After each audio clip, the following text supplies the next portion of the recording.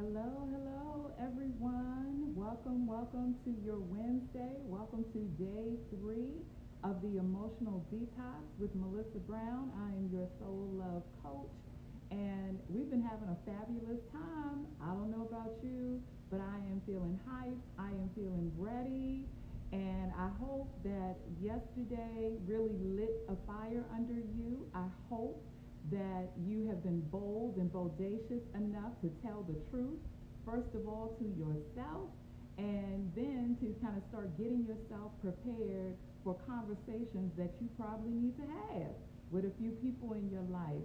And so today is day 3. Hey, Sonia, how are you? Today's day 3, and it's all about making new rules. Okay, Tamira says my sound is a little bit muffled. Anybody else hearing muffled sound? I'm telling y'all, technology is something else. Let me make sure I got you guys right. Can you hear me okay? Is that a little bit better? Sonia, Crystal, Vicky, let me know if the sound is good. Just give me a thumbs up if everything is sounding okay on your end. And that will help me. Awesome. So hopefully you will hear everything that you need to hear, because tonight is going to be extremely eye-opening to you. It is going to be extremely eye-opening because when it comes to rules, first of all, we need to be able to be more aware of where we get these rules from. And Sonia's gonna love this, because what I call them is, what is your policies and procedures? What are your standard operating procedures for all my HR people out there? What are the guidelines for the way you live your life? What are the operating procedures for the way you engage the people in your life? And what are the rules that you have decided to live by? And the question tonight is, do those rules work for you? And if they don't work, many of us need to make some new rules. And I have definitely a deeper twist to that. I got a little download last night. So even what I was going to share and teach, I got some new stuff that I want to kind of bring to your attention that God kind of dropped in my spirit, and it's going to really blow your mind. So I see many of you are here. Hey, Allison. Hey, Robin. So center yourself. We're going to start tonight the same way we have started every night, in prayer, because this is spiritual work. This is spiritual surgery, and we did not come to play. We did not come to entertain. We came to do our work. We came to get free. Anybody here ready to get free? Free. That's what it's all about. So center yourself, and let's just go to God so that we can be ready to receive and hear everything that you need to hear for yourself tonight. Take a breath. We've been doing a lot of breathing because a lot of this is deeper work. Lord, we come before you tonight so grateful that you love us so much that you tell us the truth. We thank you, God, that there is nothing that is hidden from us, that you desire for us to know the deeper things of you, of ourselves. And so tonight, I pray that you would just open up your wisdom to us. Begin to show us your divine plan. Begin to reveal to us your rule book, your standard operating procedures for our lives. And show us, God, how we can get in our own way and create rules that hold us hostage instead of make us free. And so, God, we declare freedom on tonight. God, I pray that you would just remove every kind of bondage, every kind of shackle, everything, God, that we have been holding on to that no longer serves us. We release it in the name of Jesus. And together we can say amen and amen. Awesome. I love virtual, y'all. I miss hearing the interaction, but I also love virtual because I know y'all are with me. I know that you guys are tracking. Thank you for those of you that are sending me emails, telling me how much you appreciate the detox, sending me messenger whatever it is, just to let me know you are on it, you are with it. And so it really does give confirmation to my heart, because I know I'm not crazy. I know what God told me to say. And so I'm so glad it's connecting soul to soul. So tonight, and let me pull up the life work, even though, like I said to you, there are a few things on the life work that we're going to kind of deviate a little bit. So let me pull up my workbook, and I hope you got yours. If you need one for, if you kind of have just been joining and you don't have the actual booklet where you can kind of write down some things, let me know and I'll make sure that you get one. So, welcome to day 3, change the rules. The rule is the way you think life works. That is kind of your foundation about the rules we set. This is the way we think life works. And if we are building on day 1 and day 2 of the emotional detox, part of what we talked about on day 1 is what are the patterns? What are the obstacles? What is the chaos that continues to revisit? What is your chronic pain on an emotional soul level?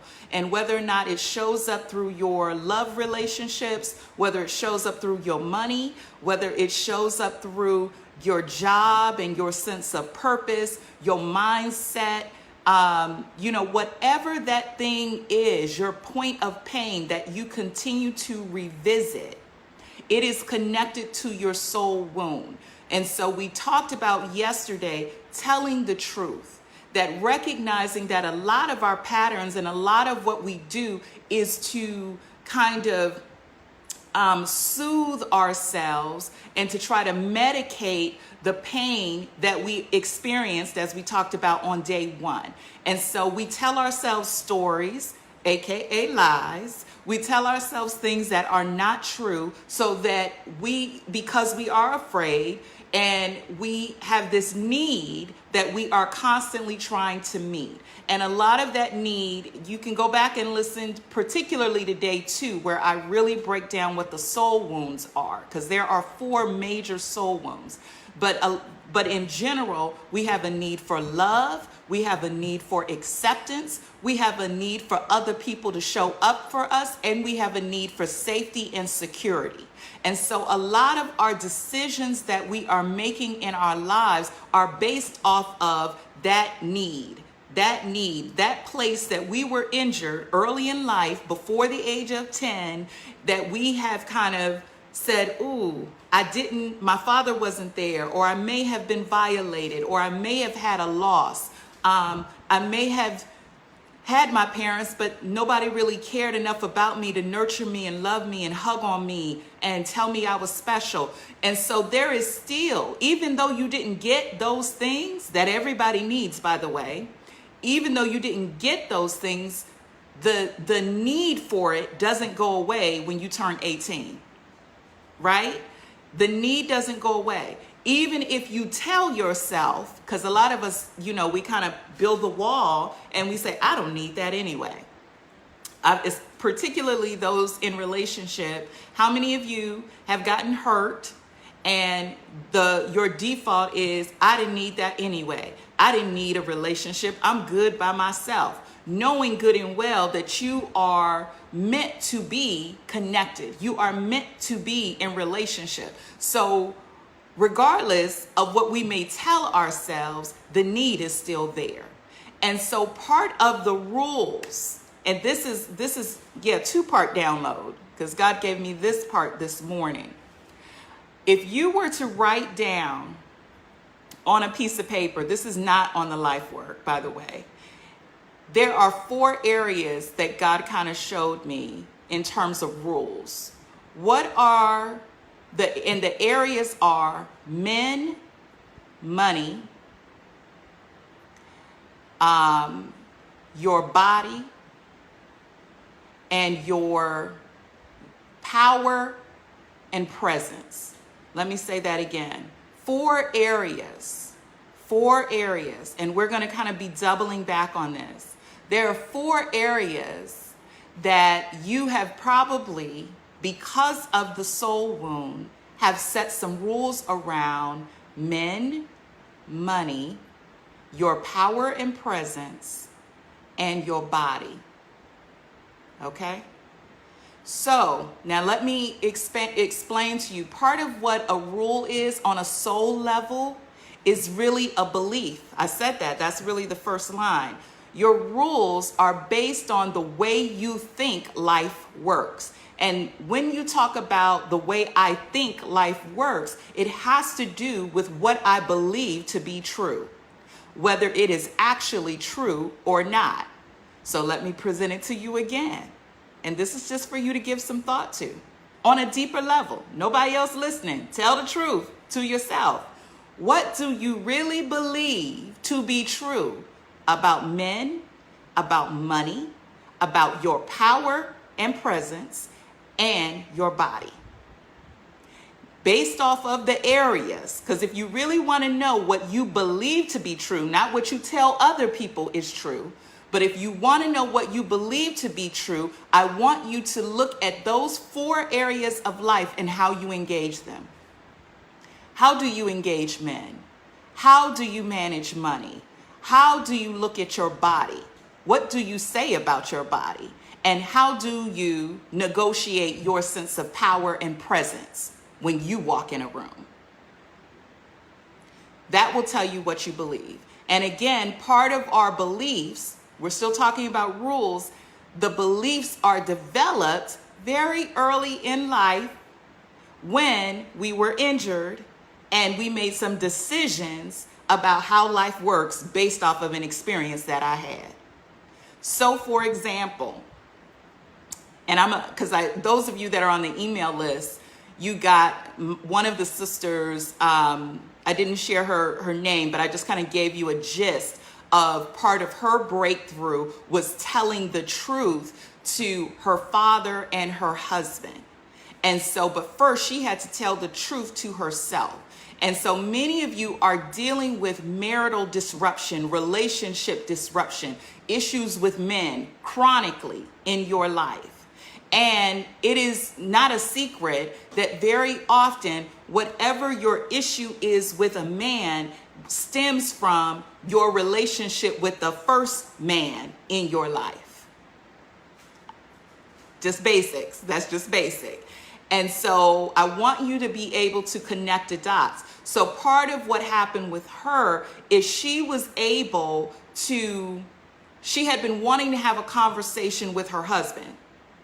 But the more we did the detox work, what she realized is that there was almost a bleeding over of the conversation that she wanted to have with her husband almost was identical to the conversation she needed to have with her father, but she did not have that because most of the time when we are talking about our family, we go back into our child.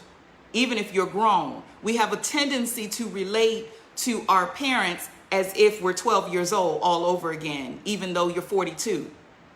And so she was courageous. This was a huge breakthrough for her. And I'm going to talk more about some of you ladies doing some more work beyond our 5 days, that deeper work, because conversations that people have needed to have for years, like 10 years plus, people were able to have within that 6 weeks.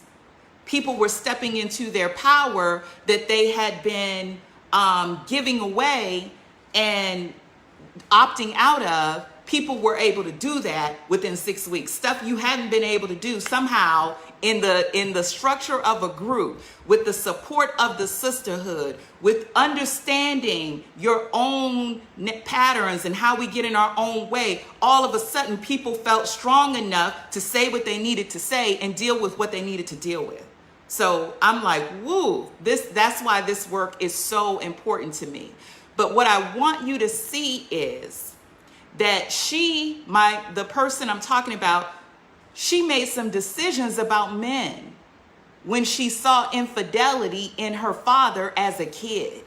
She made some decisions about men and how men work and how you have to deal with men and whether or not you should trust a man based off of the violation that she saw, the stuff that didn't make sense that she saw at 6 and 7.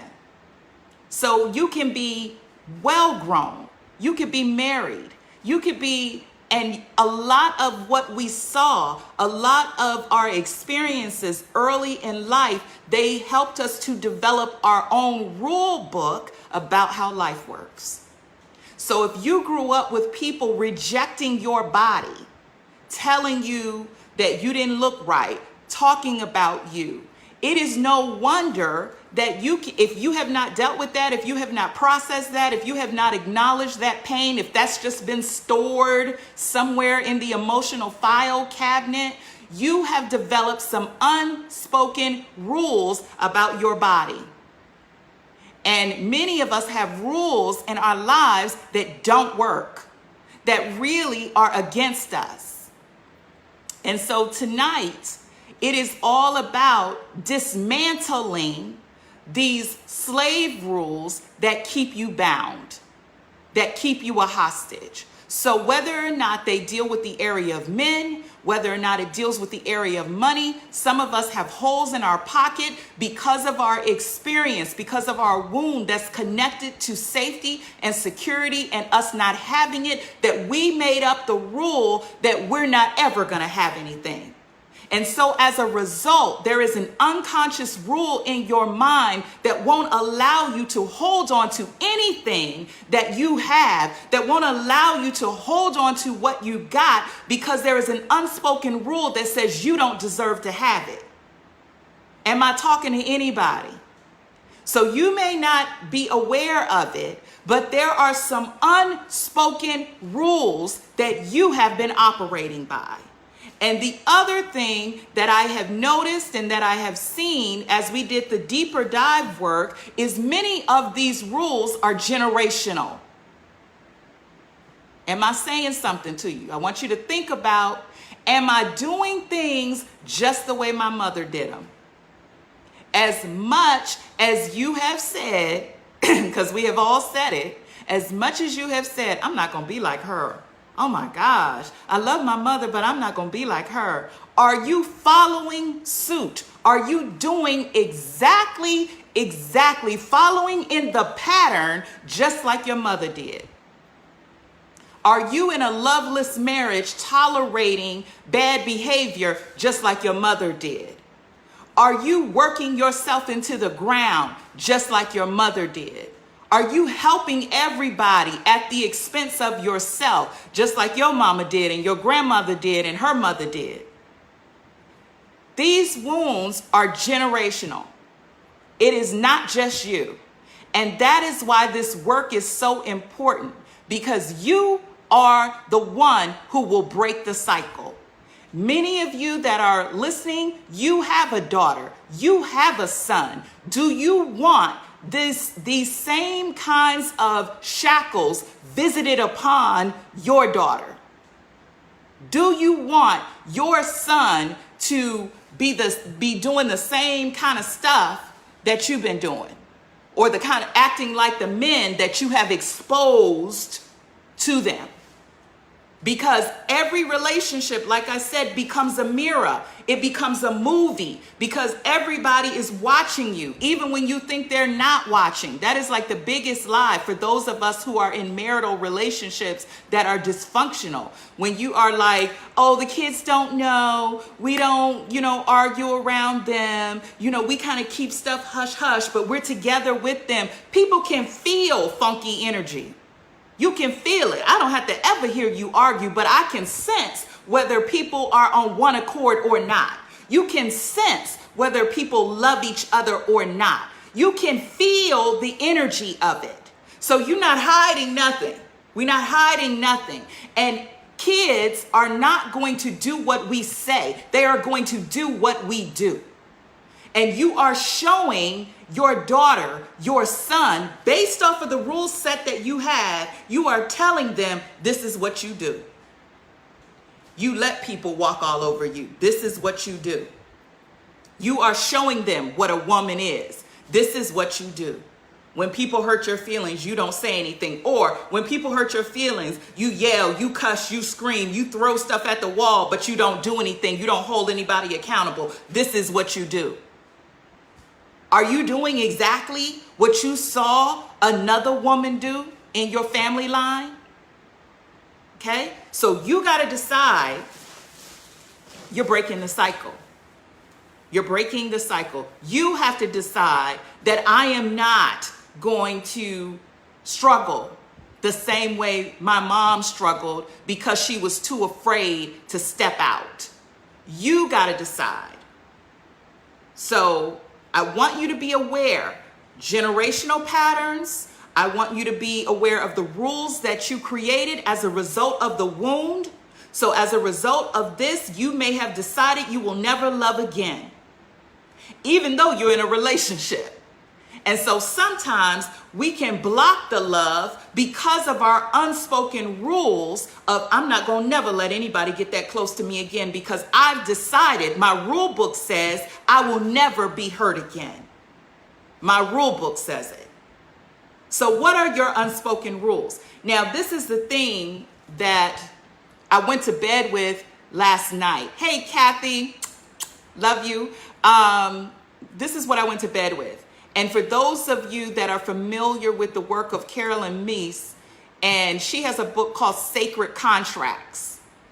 And so as we think about what are the rules that you have been living by, and y'all know I've been bringing it to you on a spiritual and a psychological level. We've been building a bridge here.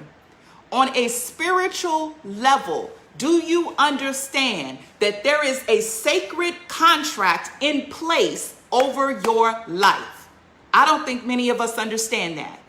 Basically, what I'm saying in plain language is what everybody says. You are here for a purpose. That you are not happenstance. You didn't, no matter what the circumstances of your birth, God intended you to be here. So recognize that if God intended you to be here, there is a sacred contract in place. And the word says that even before the beginning of the world, God ordained you. He preordained you. He destined you. He decided things about you. He determined who you were going to be even before the beginning of the world. So understand that there is a sacred contract in place with your name on it, with God's blood on it, that seals you and says, that is what I have set her apart and aside for. Now, what is the caveat? Here we are in a broken world. Here we are with wounded people. And we've already said wounded people wound other people. So all of us have been wounded because most of our parents have also been wounded. There are no perfect people. And as a result of the wound, there is what I want to call, so I want you to see kind of this hierarchy that's in place. And I'm glad V is on here. I saw her on here. She does real estate. So people who deal in contracts, maybe this will make sense to you. There is a larger contract in place, a spiritual contract in place. But because of the wound, now we have an addendum. Now we have this wound agreement. The contract is paramount. The contract is the big thing. But now, because of our soul wound, now there is agreements in place. And that is where we have to decide, what are we going to give priority to? What are we going to give precedence to? You are the one who decides, am I going to be aligned with the bigger contract on my life, the divine contract, the sacred contract that has been in place even before I came into my being? Or am I going to be in my wound agreement? And my wound agreement are my unspoken rules about the way I'm going to live my life based off of the way somebody else hurt me. And I'm here to tell you that tonight, your sacred contract trumps all other agreements. The sacred contract trumps all other agreements. And many of us, we are living with the little small addendum. You are living with the small little wound agreement, this little wound agreement that says, I've decided I'm not going to use my voice because last time I used my voice, people teased me. Last time I spoke my mind, people ostracized me. The last time I came into my being and I thought I was going to spread my wings, somebody pulled out scissors and started clipping me. So I've decided in my service agreement, in my wound agreement, that I'm not going to be all that I can be. But at the same time, there is a sacred agreement in place that demands you be who you have been called to be. And so many of us are feeling disrupted in our spirits because your wound agreement and your sacred contract is in opposition to one another. And you have to decide what is going to be the bigger priority. What is going to take precedence? What is going to be the thing that guides and controls your life? And can I just tell you this? Because again, God be dropping all kind of knowledge to me in the bathroom. I'm like, woo, thank you. I need to get in the shower and stay a little longer more often. What God said to me is that very often the wound agreements, the reason why you get these little wound agreements, which is really to me like the equivalent of a loan shark. It's the equivalent of a payday loan. It's a perverted agreement. It's something that's not right. The terms aren't right. And part of the terms are to get you to not fulfill the sacred contract. Can I say that again? Because I know this is deeper level teaching, but I deal with deeper level women, so I know y'all can handle it. I know you can handle it. And I know that you understand what I am saying in the spirit. I know you understand it. That there is a reason that you can't seem to open your mouth and speak when you know you have been called to speak. Because the soul wound has to do with your voice and your power. You made some wound agreements that you just wasn't going to say nothing no more, because the last time you said something, all hell broke out. Last time I said something, and I might have been 8 years old, and I got a lot of people that I have worked with doing this work for over 20 years. When you told somebody that you were molested by your uncle, when you told somebody that they were inappropriate and they violated you, the whole family fell out. Everybody blamed you. Everything just went crazy and haywire. And so your little self, that little girl, made a wound agreement and said, from now on, I don't care what the heck is going on. I'm going to keep my mouth shut. And so now here you are in circumstances, craziness, all types of chaos, and you know you need to speak the truth, but you won't speak the truth because of the wound agreement that you put in place at 7 and 8 years old that said, I can't say nothing because if I do, I'm gonna ruin the whole family. I can't say nothing because if I do, everybody's gonna blame me. When really, and some of you guys know this, your sacred contract is for you to be the voice on the platform. Your sacred contract is for you to be the truth teller. And the enemy would have you believe that it is dangerous for you to tell the truth. And I'm going to say it like this. Yes, you're right. It is dangerous, but it is more dangerous for you to not become the woman you are supposed to be. So it's all dangerous, but at least do what you're supposed to do. Be called. You are called to do what you're supposed to do and let the chips fall where they may. We already said yesterday, it is not your job to caretake the rest of the world. Your job is to do your divine assignment. Your job is to speak truth to power. Your job is to call wrong, wrong and right, right. Your job is to raise your kids in integrity. Your job is to set the tone in atmospheres of darkness. That is your job. But as long as you got this wound agreement over here that tells you it's not okay for you to be you. It's not okay for you to speak your mind. It's not okay for you to accumulate wealth because people going to think that you think you all that. It's not okay for you to have a love relationship because you don't deserve any love. Whatever the wound agreement is, the sacred contract trumps it all. That is precedence. That is priority. That is the truth we follow.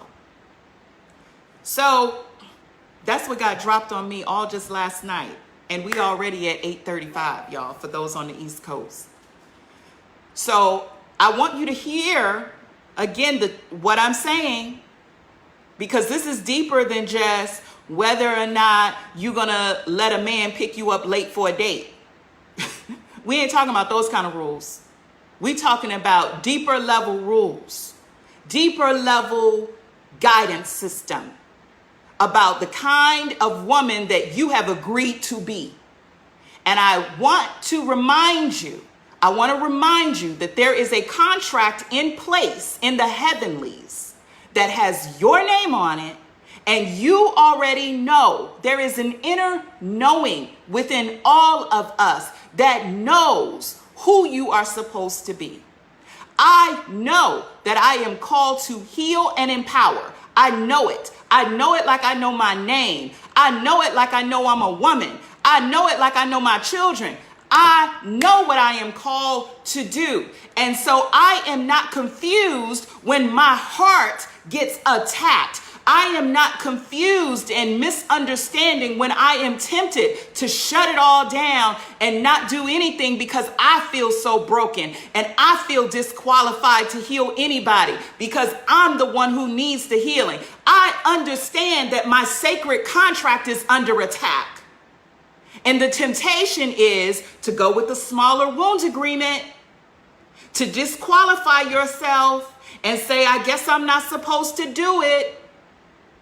I guess I'm not supposed to do that because look at all the stuff I'm going through. I guess I'm not supposed to be in business because I can barely keep my house. Understand that there is a warfare that is going on because the enemy would love for you to not come into the fullness of who you are and who you were ordained to be before the beginning of time. And so you're going to have to decide with everything that you are doing in your life and everybody that you are connected to in your life, you really need to be able to ask yourself, why are they there? Why are they there? Are they there to enhance you and propel you forward toward your calling, towards your fulfillment of your sacred contract? Or are they there to sabotage you and keep you in agreement with your wound? What are they there for? What are you getting connected to people for? Why are you a part of organizations? Does it propel the mission forward or does it snatch you back? Why are you still friends with people who say, yeah, girl, I wouldn't do that? Why are you still friends with people who cannot support your vision? Why? That is your agreement with your wound that says, I got to love you at the expense of me. That's a wound agreement. That's not your contract. That is not your contract. So I'm going to try to get back to the handout. Every day I say I'm not going to preach, but then it turns into preaching.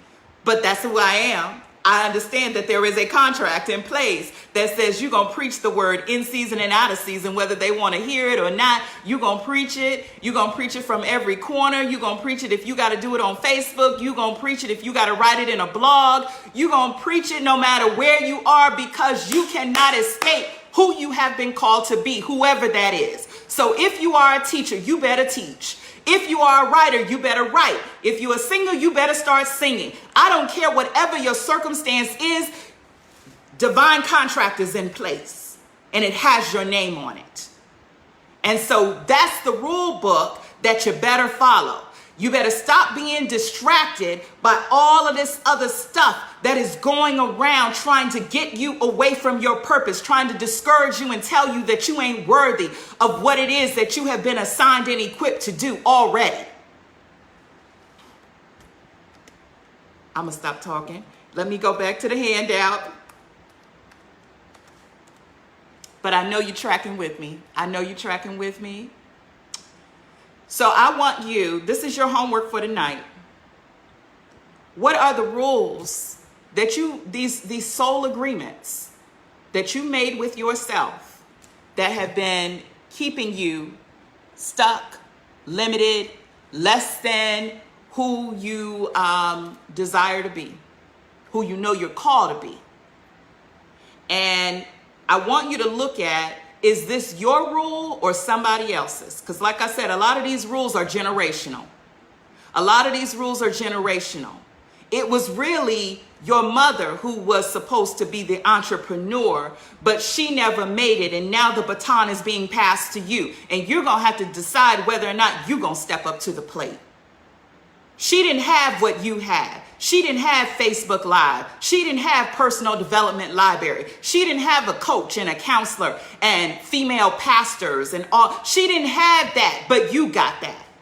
So what are you going to do with all of the things that are at your disposal? What are you going to do? Are you still going to be in agreement with the small thing over here? Or are you going to fulfill the bigger contract? Whose rules are you following? And there needs to be at least, I really invite you to make a manifesto for yourself. Make a manifesto of these are the rules of engagement moving forward. These are the rules of engagement. If I forget about everything else, if I forget about who I think I need to take care of, if I forget about who I think I got to be loyal to at every cost and every expense, what are the rules? What are the rules of engagement? What is my manifesto? Because I said yesterday, you came into this world by yourself. Even if you're a twin, you came into the world by yourself and you're going to leave by yourself. And you're going to have to be the one to give an account of what was deposited in you. How did you use it? What impact did you make? Or did you stay over here in the corner nursing unhealthy people, making them more sick and keeping yourself sick? It is time out.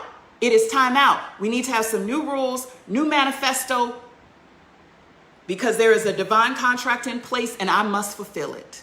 I must fulfill my contract. So what are the things that you need to do? I want you to get quiet. I want you to get clear. And for those of you, like I said, some of the ladies, this is our second round of the detox because God is like, don't drop it. I am so clear that we need this, particularly those of us who are in leadership, because none of us, we are healing other people, but we got our own stuff. That's why I keep saying I'm doing it myself too. Melissa has not arrived. I have not been perfected. This is a pull for me where God has said, you better let certain stuff go because I got work for you to do. There are things for you to do. And you got to stop worrying about whether or not people going to like you, whether or not they're going to accept you, whether or not you're going to lose love, whether or not you're going to be safe. All of it. It's like everything you need, you already have. You already have. The contract, the divine contract that is in place already has made provision for you. It is already in the contract. You just got to trust it. So that's your work. Like I said, girls, y'all got me working. But you know it's all love. You know it is so much love for all of you on here. And it is time. It is so time for us. There is something going on in the atmosphere. There is a clarion call in the spirit. And you know that God has strategically placed you for now. And that there is some things that you have been specifically tasked to do. But you cannot do it while you're still over here playing these little games with these little agreements, being loyal to stuff that ain't even loyal to you, stuff that don't even make sense because you don't want to piss nobody off. They'll be okay. They really will be okay. God's number one concern is you. So I love you ladies to life. Let me know what you connected with the most. Listen to this replay. If you know another sister, particularly somebody that's in leadership, that you know is playing around with the contract that's on her life, dibbling, dabbling, maybe I'll do it, maybe I won't. The time is now. You must do it. You must do it. So much love to you guys, and I'll see you tomorrow night. Tomorrow night, where then we're going to deep dive into the you were always meant to be. It's time for a new identity. It's time for you to get clear on who you really are and not who people told you you were and not the cape of sadness that you've been wearing. This is a detox. This is emotional release. This is a soul release. This is a soul purge so that you can become. This is a becoming of all that you were meant to be from the beginning of time. Much love, and I'll talk to you all soon.